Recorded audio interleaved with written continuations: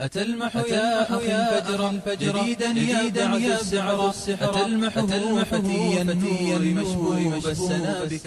إن الحمد لله نحمده ونستعينه ونستغفره ونعوذ بالله من شرور أنفسنا ومن سيئات أعمالنا من يهده الله فلا مضل له ومن يضلل فلا هادي له وأشهد أن لا إله إلا الله وحده لا شريك له وأشهد أن محمدا عبده ورسوله أما بعد. أعوذ بالله من الشيطان الرجيم. إنما المؤمنون الذين آمنوا بالله إنما المؤمنون الذين إذا ذكر الله وجلت قلوبهم وإذا تليت عليهم آياته زادتهم إيمانا وعلى ربهم يتوكلون الذين يقيمون الصلاة ومما رزقناهم ينفقون أولئك هم المؤمنون حقا لهم درجات عند ربهم ومغفرة ورزق كريم. رب اشرح لي صدري ويسر لي أمري واحلل عقدة من لساني يفقهوا قولي.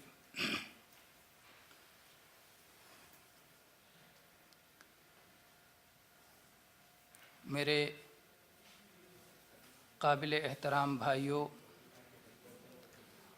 آج کے اس بارش کے موسم میں، سردی میں، کیچڑ میں، جبکہ سعودی عرب میں اس طرح کے ماحول میں ہم لوگوں کو آنے جانے کی، چلنے کی، مشقت اٹھانے کی عادت نہیں ہے، لیکن جب جذبہ جوان ہو، جب دل میں کسی چیز کی قدر و قیمت کا احساس ہو، تو یہ تو ایک معمولی مشقت ہے، بڑی سے بڑی مشقت انسان اٹھا لیتا ہے۔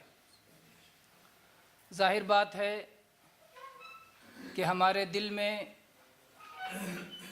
قرآن مجید کی تعلیم حاصل کرنے کا جذبہ، نبی کریم صلی اللہ علیہ وسلم کی سنت اور آپ کی شریعت کو سیکھنے کا جذبہ، صحیح ایمان اور صحیح عقیدے کو سیکھنے کا جذبہ،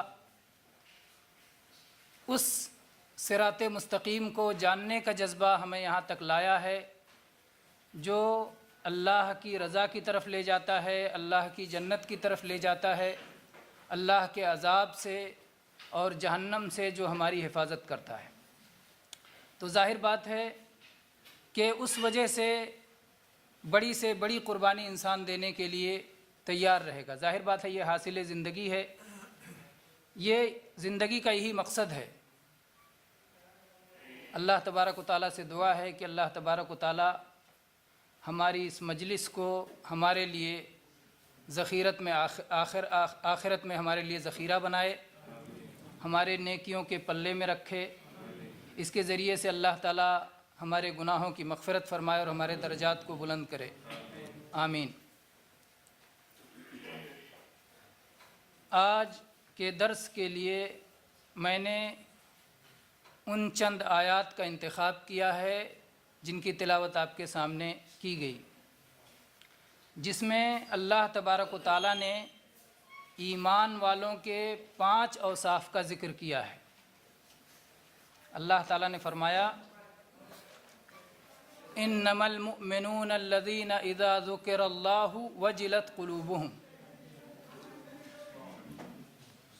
وَإِذَا تُلِيَتْ عَلَيْهِمْ آيَاتُهُ زَادَتْهُمْ إِيمَانًا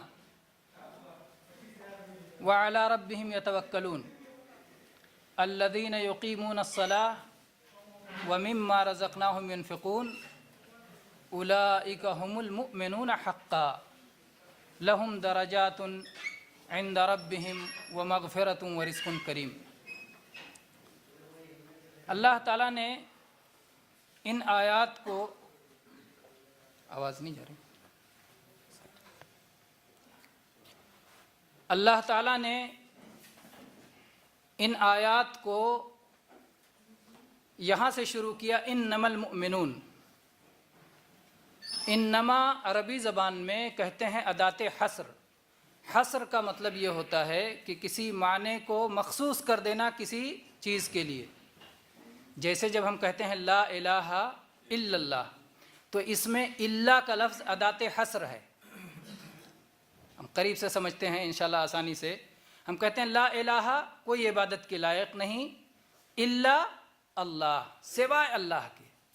تو عبادت کو ہم نے محصور کر دیا، خاص کر دیا اللہ کے ساتھ کہ اللہ کے علاوہ کوئی بھی عبادت کے لائق نہیں ہے. تو اس کو عربی زبان میں حصر کہتے ہیں، یعنی اس چیز کو ہم نے اسی کے لیے خاص کر دیا، اس کے علاوہ کوئی نہیں. تو اللہ تعالیٰ نے ان آیتوں میں فرمایا انما المؤمنون الذین اذا ذکر اللہ وجلت قلوبہم. ایمان والے تو وہی ہیں، ایمان والے تو وہی ہیں. کون لوگ ہیں؟ الذین اذا ذکر اللہ وجلت قلوبہم، کہ جب اللہ کا ذکر کیا جائے تو ان کے دلوں پر خوف طاری ہو جائے، ان کے دلوں میں ڈر پیدا ہو جائے، ان کے دلوں میں کپ کپی پیدا ہو جائے. یہ ہیں ایمان والے. ان کی پہلی صفت یہ ہے کہ جب اللہ کا ذکر ہو، وہ خود اپنے بارے میں نہیں کہ وہ ذکر کرنے لگے، بلکہ ان کے سامنے ذکر کیا جائے، ذکر کیا جائے تو ان کے دلوں میں کپ کپی آ جاتی ہے. کب ضرورت پڑتی ہے کہ کسی کے سامنے اللہ کا ذکر کیا جائے؟ ایک تو یہ ہے کہ کبھی بھی ملتے جلتے ایک دوسرے کو اللہ کی یاد دلانی چاہیے، لیکن بعض خاص اوقات میں جب انسان کسی غلطی کا ارتکاب کرتا ہے، کسی گناہ کا ارتکاب کرتا ہے، تو اسے کہنے والا یاد دلاتا ہے اتق اللہ، اللہ سے ڈر جاؤ. اللہ کے بندے ہو، اللہ کی زمین پہ رہتے ہو، اللہ کے آسمان کے نیچے رہتے ہو، اللہ کا دیا کھاتے ہو، اللہ کی دی ہوئی زندگی جی رہے ہو، اسی کی ہوا میں سانس لیتے ہو، اس سے ڈر جاؤ. اگر ایمان والا ہے تو اس موقع پر اکڑے گا نہیں، تکبر نہیں کرے گا، فوراً وہ اللہ کا خوف کھا کر کے اس برے عمل کو چھوڑ دے گا. لیکن اس کے برخلاف جس کے یہاں یہ ایمان کی یہ صفت نہیں ہوگی، وَإِذَا قِيلَ لَهُ اتَّقِ اللَّهَ أَخَذَتْهُ الْعِزَّةُ بِالْإِثْمِ، جب اس سے کہا جائے اللہ سے ڈر جاؤ تو الٹا وہ اور غیظ و غضب میں آ کر کے اس گناہ پہ اور اڑ جائے گا. تو ایمان والے کی نشانی یہ ہے کہ جب اللہ کی یاد دلائی جائے تو اس کے دلوں میں اللہ کا خوف طاری ہو جائے، کیونکہ وہ اللہ کی عظمت کو جانتا ہے، کیونکہ وہ اللہ کی قدرت کو جانتا ہے، کیونکہ وہ اللہ کے جلال کو جانتا ہے، کیونکہ وہ اللہ کی شان کو جانتا ہے. تو وہ اس سے زیادہ اور کون حقدار ہے جو اللہ سے ڈر جائے. تو اس لیے اللہ کا نام سنتے ہی اس پر خوف طاری ہو جاتا ہے. میرے بھائی، آپ نے یہ بھی آیت سنی ہوگی یقیناً کہ اللہ تعالیٰ نے فرمایا الا بذکر اللہ تطمئن القلوب، کہ اللہ کے ذکر سے دلوں کو سکون ملتا ہے، چین ملتا ہے، اطمینان ملتا ہے. اور یہاں جب اللہ کا ذکر کیا جائے تو کپ کپی طاری ہو جاتی ہے. تو ان دونوں میں کوئی ٹکراؤ نہیں ہے. اللہ کا خوف طاری ہوتا ہے، اللہ کے عذاب کو سوچ کر کے، اللہ کی شان کو، اللہ کی عظمت کو، اللہ کی قدرت کو، اللہ کی بڑائی کو سوچ کر کے آدمی ڈر جاتا ہے.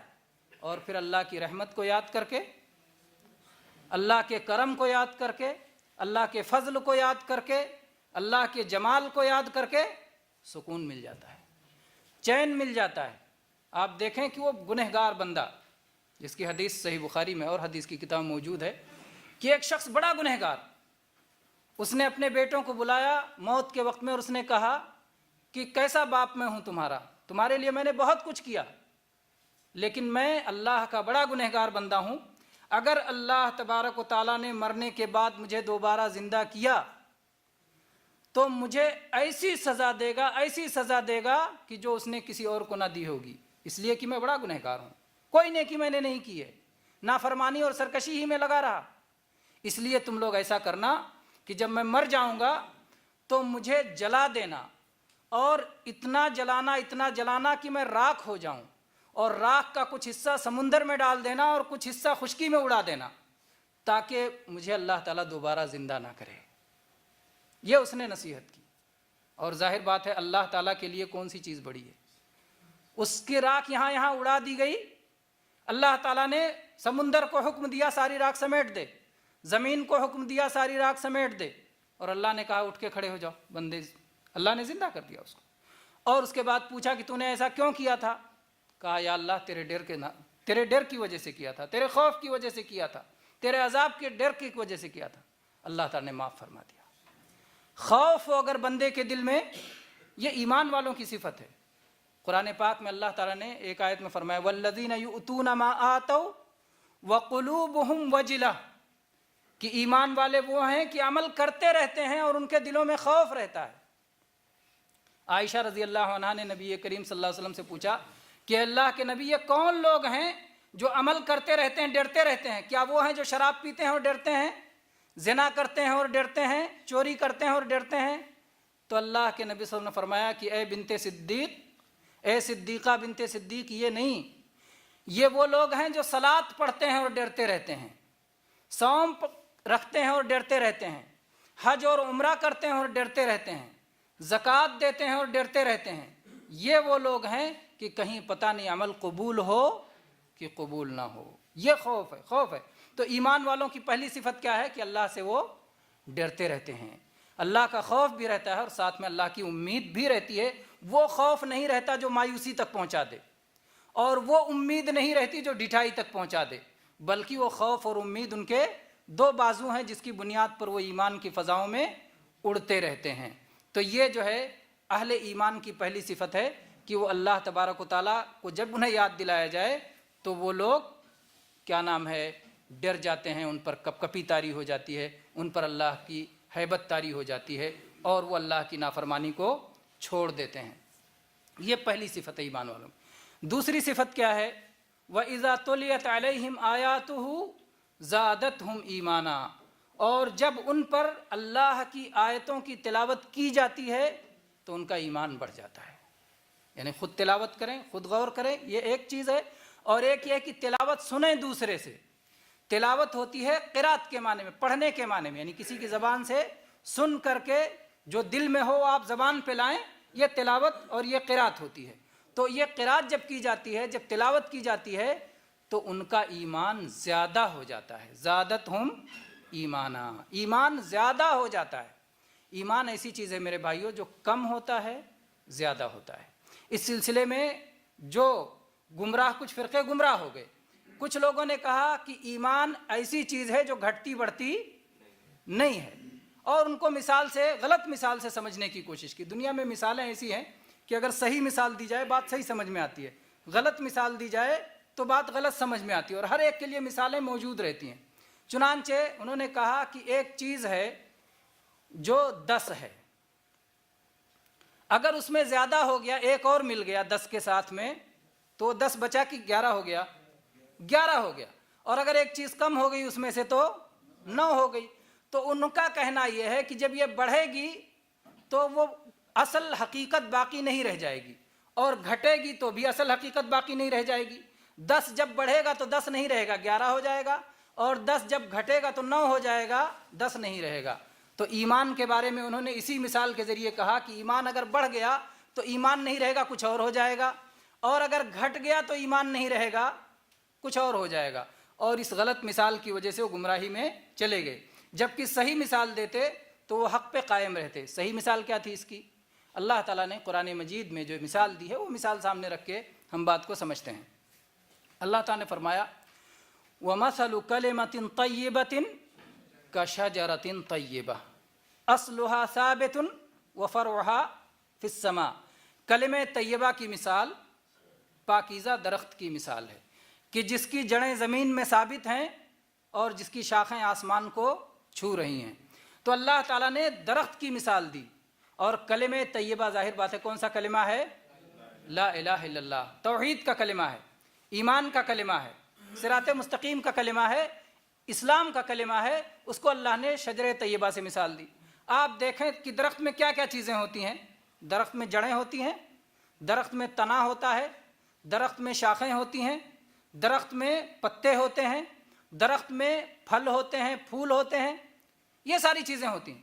اگر ایک 10 شاخوں والا درخت ہے، اس میں سے آپ نے ایک درخت کاٹ دیا تو درخت کم ہو گیا، ایک شاخ اس کی کٹ گئی، لیکن کیا درخت ختم ہو گیا؟ پھر بھی درخت ہے، لیکن ناقص درخت ہے، ادھورا درخت ہے، ادھورا پیڑ ہے جس کی چند شاخیں کٹی ہوئی ہیں، جس کے چند پھول توڑ لیے گئے، جس کے چند پتے توڑ لیے گئے، جس کے چند پھل توڑ لیے گئے۔ لیکن اگر جڑ ہی کھود دیا جائے تو پھر درخت نہیں رہے گا۔ یا کوئی کہے کہ زمین کے اندر تو ہے درخت اور اوپر درخت نہیں ہے، ایسا ہو سکتا ہے کہ جڑیں ہوں اور اوپر ہریالی نہ ہو، اوپر ہریالی ہو اور نیچے جڑیں نہ ہوں؟ تو یہ چیزیں سب لازم و ملزوم ہیں. اسی لیے ایمان کے سلسلے میں امام بخاری رحمہ اللہ کہتے ہیں کہ میری جتنے علماء سے ملاقات ہوئی، کتاب الایمان میں شروع کرتے ہیں تو کہتے ہیں کہ ہزاروں علماء سے میری ملاقات ہوئی، سب کہتے ہیں کہ ایمان قول و عمل اور نیت کا نام ہے، اور گھٹتا اور بڑھتا ہے.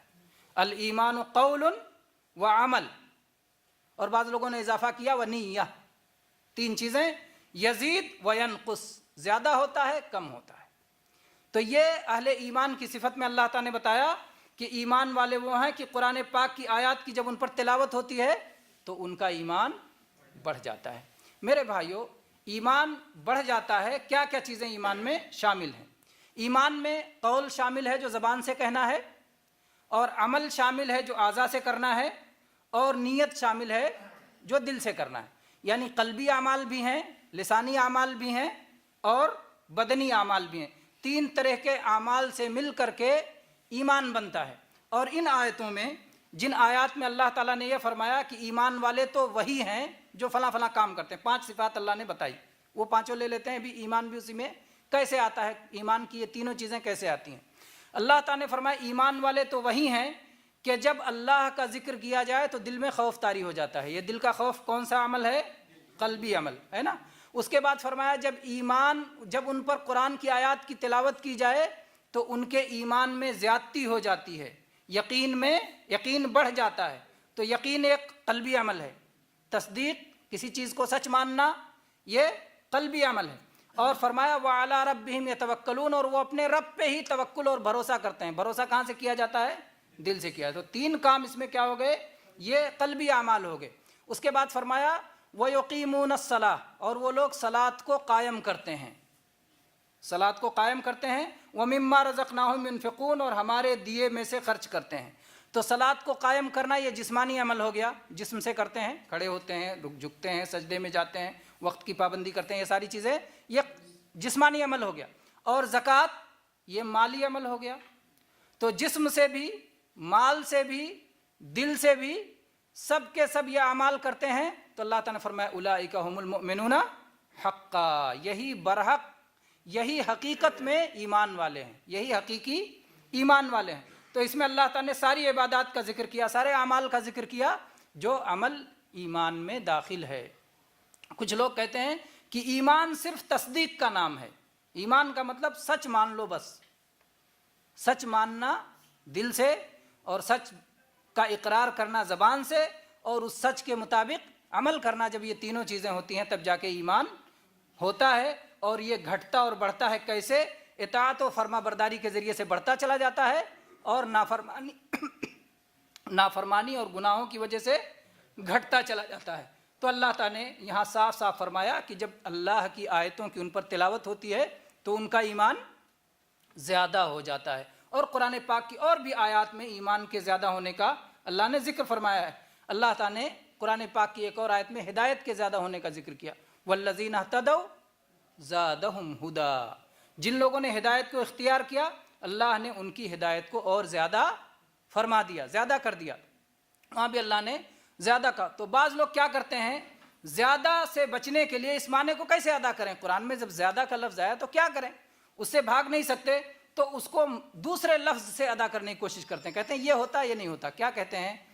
وَإِذَا تُلِيَتْ عَلَيْهِمْ آيَاتُهُ زَادَتْهُمْ ایمانا، جب ان پر قرآن کی آیتوں کی تلاوت کی جاتی ہے تو ان کا ایمان طاقتور ہو جاتا ہے. کہاں چلے گئے؟ بڑھا دیا. بجائے یہ کہنے کے کہ ایمان زیادہ ہو جاتا ہے، کہتے ہیں ایمان طاقتور ہو جاتا ہے. کہتے ہیں اور جو چیز طاقتور یا کمزور ہوتی ہے اس کے لیے ضروری نہیں کہ وہ زیادہ اور کم ہو، زیادہ اور کم ہو ضروری نہیں ہے. تو زیادہ اور کم کو تسلیم نہیں کرتے ہیں، طاقتور اور کمزور کو تسلیم کرتے ہیں. آپ یہ بتائیں کہ اللہ تبارک و تعالیٰ اگر یہ کہنا چاہتا کہ ایمان طاقتور ہو جاتا ہے تو عربی میں اس کے لیے لفظ نہیں تھا لفظ نا.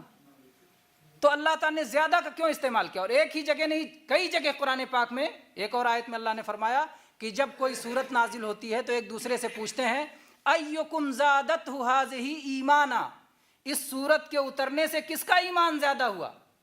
پوچھتے ہیں.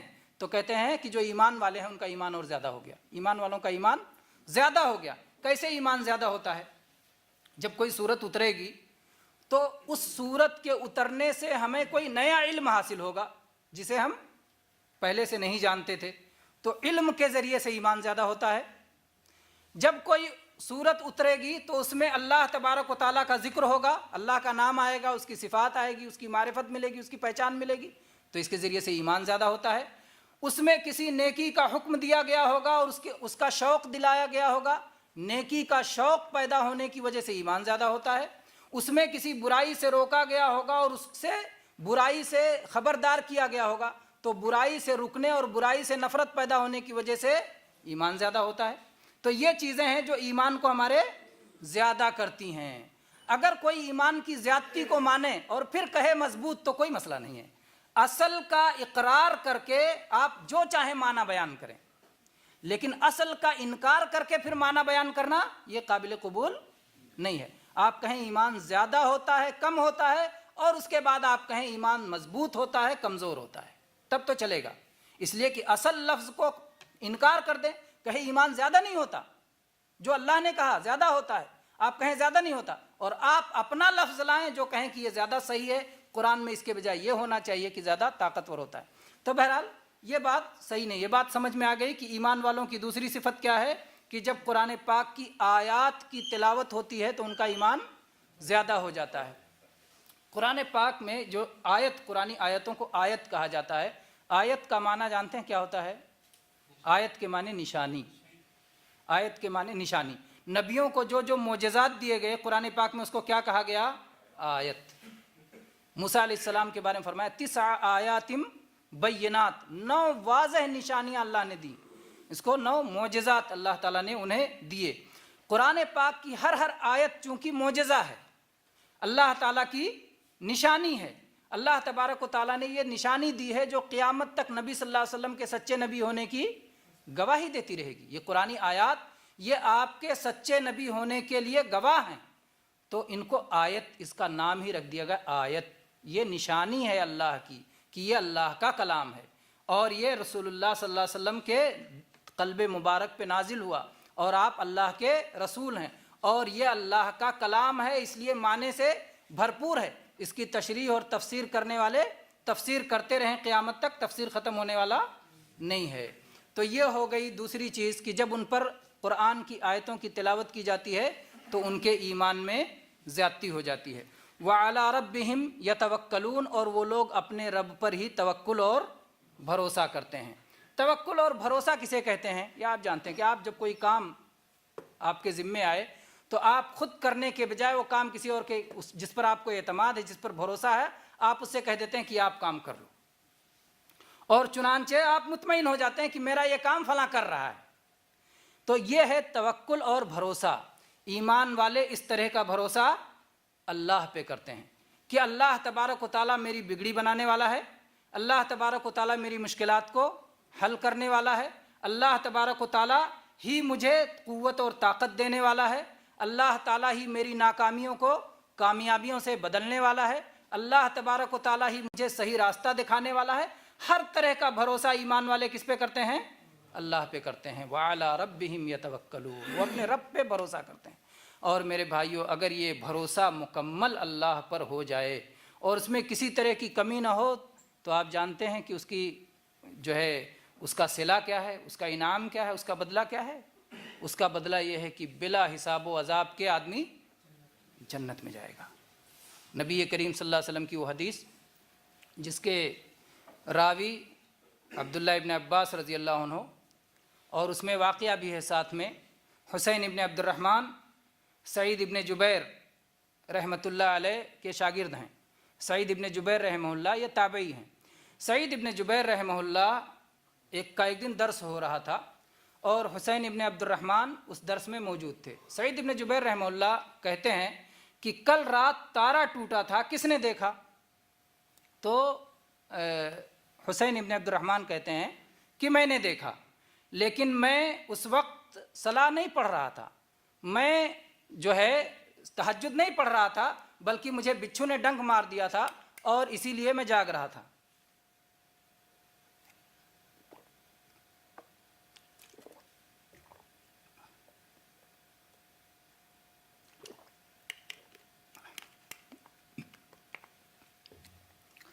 تو سعید ابن جبیر رحمہ اللہ پوچھتے ہیں کہ کل ٹوٹتا ہوا تارا کس نے دیکھا؟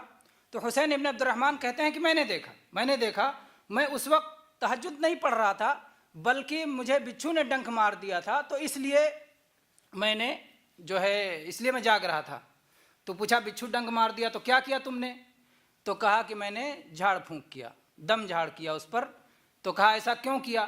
کہا اس وجہ سے کہ امام شعبی نے حدیث بیان کیا ہے کہ اللہ کے نبی صلی اللہ علیہ وسلم نے فرمایا ہے لا رقیۃ الا من عین او حمى، کہ دم جھاڑ کرنا ہو تو نظر بد کی وجہ سے کر لو اور زہر کی وجہ سے کر لو، اور بچھو یہ زہر میں سے آتا ہے اس لیے میں نے دم جھاڑ کر لیا۔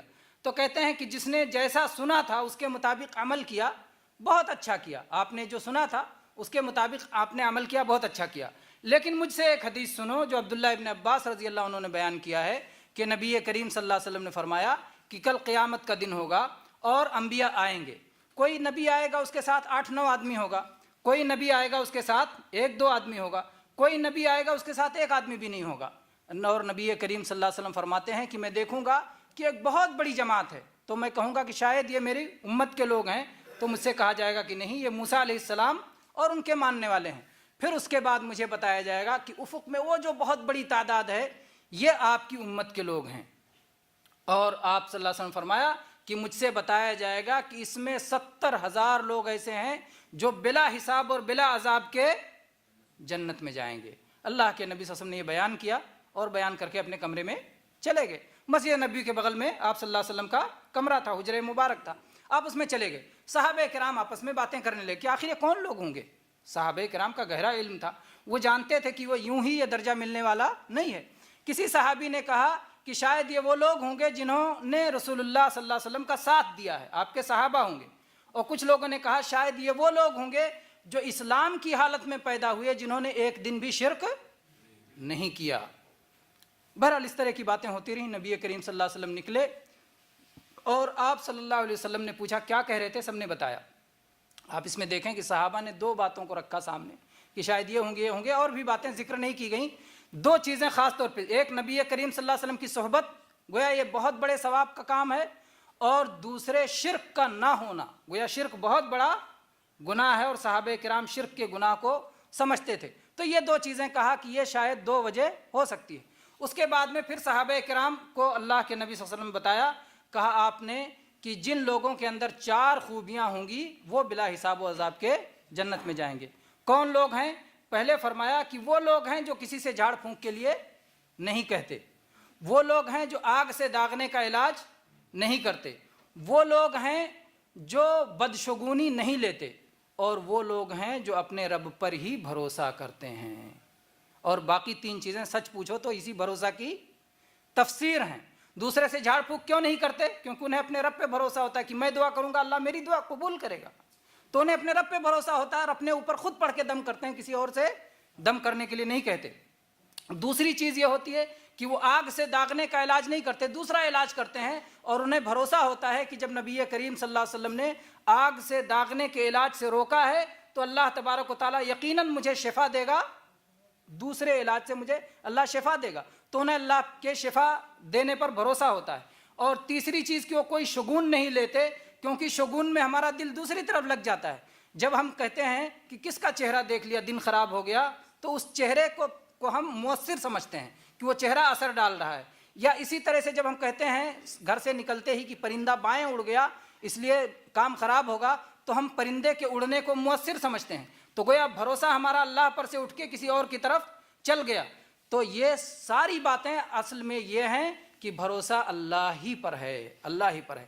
تو جو اللہ تبارک و تعالیٰ پر مکمل توکل کرتے ہیں، مکمل بھروسہ کرتے ہیں، تو ایسے لوگ بلا حساب اور کتاب کے جنت میں جائیں گے۔ وَعَلَىٰ رَبِّهِمْ يَتَوَكَّلُونَ۔ تو اللہ تعالیٰ نے 3 قلبی صفات کو، قلبی اعمال کو بیان کیا ایمان والوں کے۔ اس سے معلوم ہوتا ہے کہ دل کا عمل سب سے اہم ہے میرے بھائی۔ جسمانی عمل سے پہلے ہے دل کا عمل۔ سب سے پہلے اللہ کی یاد، اللہ کا ذکر، اور اس کے بعد قرآن پاک کی تلاوت سن کر ایمان کا بڑھ جانا، یقین کا بڑھ جانا، اور اسی طرح سے اللہ پر بھی بھروسہ کرنا، اور اسی کو ہی مشکل کشا، اسی کو حاجت روا، اسی کو اپنی ساری عبادتوں کا حقدار، سارے نفع نقصان کا مالک، اسی کو سمجھنا، یہ تین چیزیں. اور اس کے بعد میں پھر چوتھی صفت ایمان والوں کی اللہ تعالیٰ نے فرمائی وَعَلَىٰ رَبِّهِمْ يَتَوَكَّلُونَ الَّذِينَ يُقِيمُونَ الصَّلَاةَ، وہ لوگ صلاۃ کو قائم کرتے ہیں. صلاۃ کو قائم کرتے ہیں. قائم کرنے میں کیا کیا چیزیں آ جاتی ہیں؟ وقت کی پابندی کے حساب سے صلاۃ ادا کی جائے، رکوع سجدہ قیام اطمینان کے ساتھ کیا جائے، خشوع اور خضوع ہو اللہ کا جو ہے اللہ کے خوف کے ساتھ ادا کیا جائے. اور اسی طرح سے رسول اللہ صلی اللہ علیہ وسلم نے جس طرح تعلیم دی ہے آپ کی پوری تعلیم کا خیال رکھتے ہوئے صلاۃ کو ادا کیا جائے. تو یہ ہوگا صلاۃ کا قائم کیا جانا. مرد ہیں تو باجماعت ادا کریں مسجد میں جا کر کے، عورتیں اپنے گھر میں ادا کریں. تو یہ ہے صلاۃ کا قائم کرنا، کہ صلاۃ کے پوری تمام چیزوں کا لحاظ کرتے ہوئے اسے قائم کیا جائے. تو یہ ایمان والوں کی ایک صفت ہے کہ وہ صلاۃ کو قائم کرتے ہیں. اور وَمِمَّا رَزَقْنَاهُمْ يُنْفِقُونَ، اور جو کچھ ہم نے انہیں رزق دیا ہے اس میں سے خرچ کرتے ہیں. اللہ تعالیٰ کا کتنا پیارا انداز ہے خرچ والے معاملے میں، کہ اللہ تعالیٰ کہتا ہے کہ کوئی ایسی چیز میں تم سے نہیں لیتا جو میرا دیا ہوا نہیں ہے. جو کچھ تم دے رہے ہو پورا پورا کس کا دیا ہے؟ اللہ کا دیا. جو اللہ کا دیا ہے وہی اللہ کی راہ میں خرچ کرنا ہے. تو اللہ تعالیٰ نے جو دیا ہے وہ خرچ کرتے ہیں، اس سے زیادہ خرچ کرنے کا مطالبہ ان سے نہیں ہے. تو دیکھیں کہ وہ قلبی اعمال اور بدنی اعمال اور مالی عبادت، یہ تینوں عبادت اللہ کے لیے ہی کرتے ہیں. اور صلاۃ ادا کرتے ہیں، یہ خالص اللہ کا حق ہے. اور مال کس کو خرچ کرتے ہیں، کس کو دیتے ہیں؟ اللہ کے بندوں کو. تو اللہ کے بندوں کا حق بھی وہ ادا کرتے ہیں اور اللہ کا حق بھی ادا کرتے ہیں. دل کو پاک صاف رکھتے ہیں، اللہ کا حق ادا کرتے ہیں، اللہ کے بندوں کا حق ادا کرتے ہیں. یہ 5 صفات میں یہ 3 بڑی باتیں آ گئی اور پورا اسلام اس کے اندر آ گیا. دل کی صفائی، اللہ کے حقوق کے معاملے میں بھی دل صاف اور اللہ کے بندوں کے معاملے میں بھی دل صاف. اللہ کا حق بھی ادا کریں صلاۃ میں اور زکوٰۃ دے کر کے اللہ کے بندوں کا بھی حق ادا کریں. اندر بھی ٹھیک، درخت کی جڑیں بھی ٹھیک اور درخت کے پتے اور شاخیں اور ہریالی بھی ٹھیک ٹھاک. جو سب کچھ ٹھیک ٹھاک، تو اللہ تعالیٰ نے پھر اس کا انعام کیا اعلان کیا؟ اولئک ھم المؤمنون حقا، یہی لوگ حقیقی ایمان والے ہیں. حقیقی ایمان والے. آپ جب کہتے ہیں کہ یہ آدمی بھی تاجر، یہ آدمی بھی تاجر، یہ آدمی بھی تاجر، لیکن تاجر حقیقت میں تو فلانا ہی ہے نا. یہ عرب کا اور ہر زبان کا انداز ہے. تو اللہ تعالیٰ نے یہاں بھی یہی کہا کہ یہی لوگ حقیقت میں ایمان والے ہیں جو اس 5 صفات کے حامل ہوں. اور اگر یہ حقیقی ایمان والے ہیں، اللہ تعالیٰ نے فرمایا لہم درجات عند ربہم، ان لوگوں کے لیے عظیم الشان بڑے بڑے درجے ہیں ان کے رب کے پاس میں. تو ایک تو کہا درجات، عربی میں نکرہ تعظیم کے لیے آتا ہے، یعنی بڑے بڑے درجات ہیں. اور پھر کہا عند ربہم، رب کے پاس ہیں. پڑوس، اللہ کا پڑوس ملنے والا ہے. اللہ کا پڑوس ملے گا اور اونچے درجات ملیں گے. نبی کریم صلی اللہ علیہ وسلم نے ان درجات کو مثال دے کے سمجھایا. کہا کہ جیسے آپ زمین سے کسی اونچے تارے کو دیکھتے ہیں جو سب سے اونچا تارا ہو، اس طرح جنتیوں کا ایک چھوٹا جنتی بڑے اوپر والے جنتی کو دیکھے گا. اتنا فرق ہے ایک جنتی اور دوسرے جنتی میں. لیکن نیچے والے کو کبھی احساس یہ نہیں ہوگا کہ میں اس سے کمتر ہوں، کیونکہ جنت میں سینے سے جو کینہ کپٹ ہے اس کو نکال دیا جائے گا.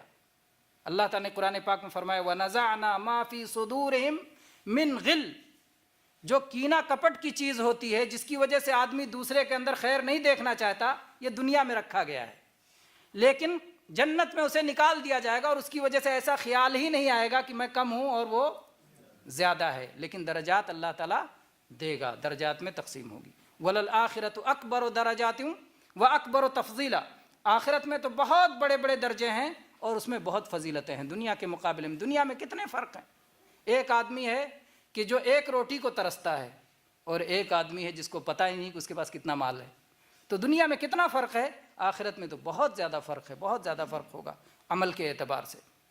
تو اللہ تعالیٰ نے فرمایا اولئک لہم درجات عند ربہم ومغفرۃ، اور بخشش ہوگی، ورزق کریم، اور عزت کی روزی ہوگی. تو یہ اللہ تعالیٰ نے ان ایمان والوں کے لیے انعامات بتائے ہیں. اللہ تعالیٰ سے دعا ہے کہ اللہ تبارک و تعالیٰ ہم سب کو اپنے سچے ایمان والے بندوں میں سے بنائے.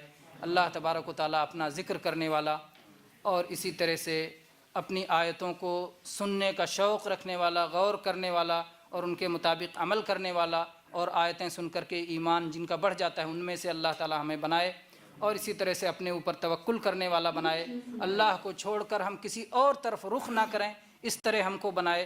اللہ تعالی ہمیں صلاتوں کا پابند بنائے، اللہ تعالی زکوٰۃ دینے والا بنائے، اللہ تعالی ہمارے گناہوں کی مغفرت فرمائے۔ آمین۔ وآخر دعوانا ان الحمد للہ رب العالمین، وصلی اللہ علی نبینا وسلم۔